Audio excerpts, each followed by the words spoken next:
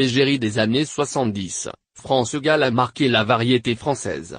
En s'imposant sur la scène musicale française, la jeune femme est devenue incontournable pendant de nombreuses années. Interprète de renom, un destin compliqué et une véritable traversée du désert, France Gall a su conquérir le cœur des Français. Le 7 janvier dernier, France Gall s'est éteinte à la suite d'un cancer du sein.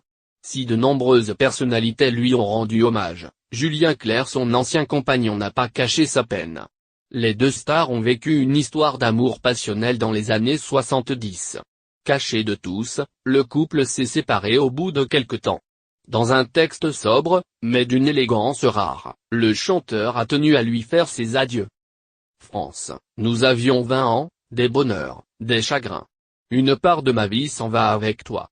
Julien, avait-il publié sur les réseaux sociaux. Inhumé dans l'après-midi du 12 janvier, la cérémonie a réuni sa famille et ses plus proches amis. Absent de ses obsèques, l'interprète de ma préférence était sur scène à ce moment-là à Don-l'Essonne, dans la ville de Longjumeau. En pleine tournée pour la sortie de son nouvel opus, Julien Clerc sillonne les routes de France.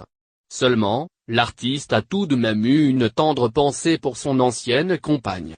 Sur la scène de Longjumeau dans l'Essonne, Julien Clerc a tenu à chanter « Souffrir par toi n'est pas souffrir ».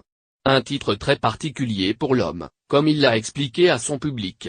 C'est une chanson que j'avais écrite parce qu'elle voulait partir loin de moi. J'avais écrit ça pour qu'elle reste. Et ça n'a pas marché du tout, déclare-t-il avant que la mélodie ne se lance.